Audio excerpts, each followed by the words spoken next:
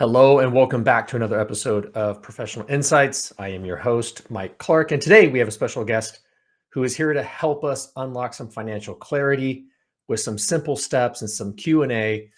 So today we're going to be joined by Mike Clarke, co-founder of Protection Point Advisors, a firm that actually is dedicated to building financial teams to help drive clarity. So we're going to get into that. But before we do, for everybody that's new, hit that like, subscribe button. We do these interviews every Tuesday morning and create a lot of content to help you get educated on financial things in general and help you provide that clarity. So let's welcome Mike onto the screen here. I'm not quite sure how else to say that. Mike, good morning. Welcome. It looks like you did it. I did something. I don't know You what I didn't did. say it, but you did it. Okay. I love it. Welcome back, Mike. I appreciate you being here. Look, this is always fun. Let's get this going. Okay, perfect. So in terms of, kind of financial clarity, what does financial clarity mean to you? And ultimately, why is it important in today's kind of economic climate? I think it's an easy answer. I think it's all about what you want. What do you want with money? It starts with, what is important to you about money? And the answers for most people are kind of basic, but I think if you really think about it, you can get to some of the more important specifics. For most people, it's, well, someday I'd like to be economically independent, which simply means that you have income from what you've amassed. Your wealth becomes your income, so you don't have to go to work anymore. You have to earn money because money works for you. I think everybody wants to get to that point. So I guess if I could say, well, there's one, is there one thing that most people have in common? That would be it. But also, what are the specifics of that? When do you want that to occur? What does it look like? What do you want your lifestyle to be? I think financial clarity really is all about what you want and getting as specific as possible. Now a lot of that seems a little daunting, Mike. To think sometime in the future, 30, 40, 50 years in the future, what are some simple steps that somebody can take like today to help create not 100% clarity, right? Because there's things that move, but things that they can do right now to help kind of put that first brick in that pave. I think it starts with have some fun with it. Dream a little bit. Okay. I don't know, drive through a neighborhood you want to live in, maybe. Okay. Look at a car maybe you want to drive, or look at maybe where you'd like to travel to, or, start to dream a little bit. And it's not to make this about materialism. That's not it at all. It really happens by process of elimination. It's more about discarding what you don't want than it is discovering what you do. But if you start down some of those roads, you might discover a bit. You might discover, well, I don't know. I kind of like my house. Okay. Right. Maybe if I had unlimited money, I'd probably still live here. Okay. Or I don't really want to drive a Ferrari down PCH in traffic, which I see a lot out here. I'm driving a car that can go 150 and I'm in traffic. Right. Makes no sense. But I think it starts with just asking yourself, like, what do myself and my spouse, what do we enjoy together? What are the things that are most meaningful to us? Just start going down some of those roads and see where they lead. Now, the meaningfulness, Mike, I think and you and I spoke a little bit about this.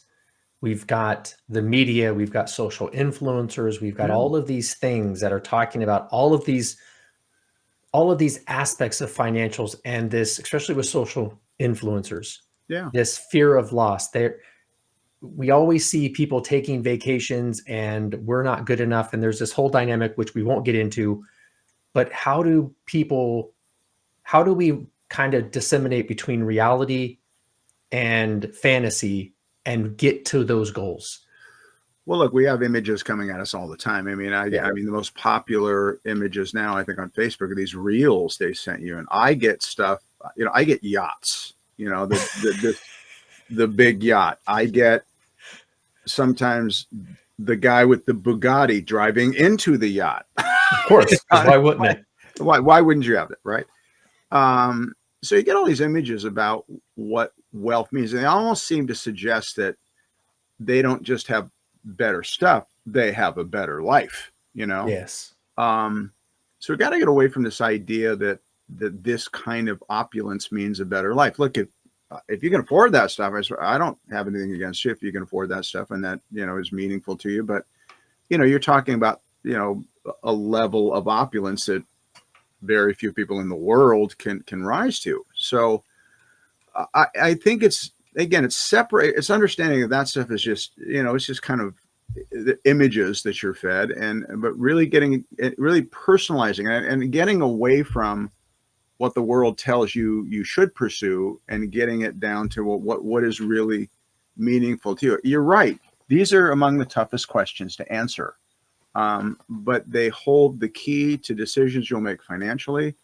And they tend to be the most powerful motivators when it comes to getting your financial house in order, because unless there's a reward at the end of the rainbow, there's no reason to do it. Right. And if you have kind of the clarity on the answers, then you can reverse engineer it and actually start putting together a plan, including a budget to get you there. So how can one use a budget? Because I understand, Mike, you can't save yourself to wealth, right? But what are some practical budgeting tips to help somebody get on that path to getting to their financial goals? Well, I think first of all, it's to understand and accept that scorekeeping is a good thing. Yep. Okay. The Olympics are on now, right? And the Olympics are all about the score. Okay. She got a 14.3. I don't even know what a 14.3 in gymnastics is, but I guess it's good, right? Right. I mean, we're keeping score on everything. And financial scorekeeping really is more about simply taking inventory. It's inventory about how you consume, what do you spend, and what you bring in. Now, most people know what they bring in. I'd say, I don't know, maybe half of the people that I work with actually know what they consume and are keeping score on that. So, you know, simply, and this is a big stress reliever, by the way. If you know more or less what you consume, let's say month to month and such, it's sort of like that. If the doctor is going to give you bad news, you kind of want it straight. You know, that old saying, you know, give it to me straight, doc, I can take it, right? I mean, you kind of want to know where you stand, even if the news is bad, right? That in and of itself is you know, really stress. There are all kinds of tools out there, but there are more tools out there now for this than ever before, right? So there are apps. There's Mint. Mint's been around for, I don't know, I said 15 years or so, something like that. Yeah. There's YNAB. There's another one that, I mean, all the banks, by the way, the bank software now have budgeting tools. Some of them I like, some of them I don't. You could do this as simply as going back 3 months, auditing your cash flow and doing it on a piece of paper. It doesn't matter as long as you get to some sort of scoreboard regarding how you consume. That's the most important thing. And that will lead you to creating a budget. Well, maybe we shouldn't spend this much. I think one of the bigger things is all these different apps and streaming services and this and that. And there are apps now that will help you audit that and get rid of a lot of that stuff. We just did it. You know, I had a subscription to something I didn't even know what it was. Right. So, you know, it's just kind of getting your house in order that way so you can get greater clarity on what comes in and what goes out. I think one of the most misunderstood things in terms of consumption is interest rate cost, Mike, and how, I have got all these subscriptions and let's just say it's $100, but then $100 is on a credit card has the interest rate, right? And then the cost of interest rate. And so what are your thoughts on, you know, not only just looking at consumptions and making scorekeeping, but understanding the importance and how interest rate costs can actually really inhibit you from building wealth? Well, you know, if you're talking about, say, credit cards, you know, interest rates on a credit card are really high. We all kind of know that. Now, oddly enough, you're trying to build your credit score. Credit companies actually like it when you have a small credit card balance. Yes. I don't know why they do. So, I'll keep a small credit card balance. I won't pay it all the way down to zero. I'll keep it, at a certain level, and it just keeps revolving. And I guess so in some ways I'm volunteering to pay an interest rate cost because a lot of those payments go to interest. Um, I- you know, I think it is simply understanding what the cost of certain things are. Like if you're going to buy a car, what's the interest rate? How long is it going to take you to pay it off? How much of it's going to be interest? And, how is it all going? It's just peeling back the layers of the onion. The same thing for a mortgage, look at the amortization rate, Right. look at, all of that stuff. I'm not saying it's bad or good. Just, I think so many people just don't understand it, and they should. When I saw a YouTube short or something the other day about refinancing the home and what, there's statistics on this a couple of years ago, it was every 7 or 8 years somebody would refinance. And to your point, Mike, I don't think people understand that when you refinance it, you actually start the calculator over. So the first 4 or 5 years becomes interest, like the bulk of your payment goes to interest. And all you're doing is restarting that treadmill, and you don't really understand what you're doing. Right. No, that's exactly right. And further, I tell you what I wouldn't do. I would never, ever recommend that somebody use their home as an ATM to buy a boat 100%. or to, even in the case of things like home remodels. Now, I will concede that sometimes you have no other choice and you need to fix a kitchen that was built 70 years ago. Okay. Yeah. That I'll concede that. But I think be very, very careful about that because, as you said, it restarts the interest rate, and people, and some people even say, well, yeah, but it's deductible. You know why it's deductible? Because you're paying for it twice. Yeah. That's why it's deductible. You're so much of your mortgage is deductible because you're paying for the home twice. Okay. Right. So I think getting, I think there's a discipline involved here as well. I mean, I've heard people say if you can't afford it, you shouldn't buy it, and I think that does extend to a lot of things. I think there's sometimes a temptation to, as the old saying goes, keep up with the Joneses Right. a little bit, so we have to look at the things. I think at the end of the day, financial clarity is all about de-stressing the whole thing. It's about how do I put money in perspective so that money is not my master. I am money's master. Right. Right. And then, so Mike, you mentioned apps, right? And there's a lot of them. I know Protection Point does webinars every month, but how can individuals educate themselves on personal finance, which is kind of an odd question as I read it, because there's no shortage of education. But how does somebody disseminate good information from bad information? Well, oddly enough, there's a lot of information out there, and even read. I Start again, somewhere. You would think I would say, well, read this, not that. Yeah. I'm saying read anything because nobody reads anymore. Yeah. Okay. So just like, please read something. You'll eventually find stuff that makes sense, that is credible. Okay. And look, there's Yahoo Finance, there's MSN Money, there's, and I would say take the commentators, the popular commentators, somewhat with a grain of salt. I think when they talk about personal finance and getting your financial house in order, I think their advice is generally good. When they become wealth management practitioners, like people in our industry, I sort of fall out of love because I think often the advice is too boilerplate, and often the advice is just downright bad.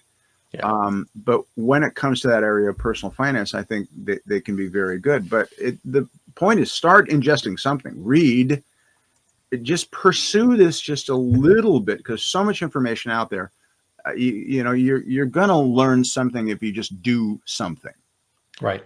And then as people learn, how do they manage their emotions and behaviors effectively to make good financial decisions, right? Because the fear of missing out. Yeah. Crypto's blowing up, and so everybody throws into crypto.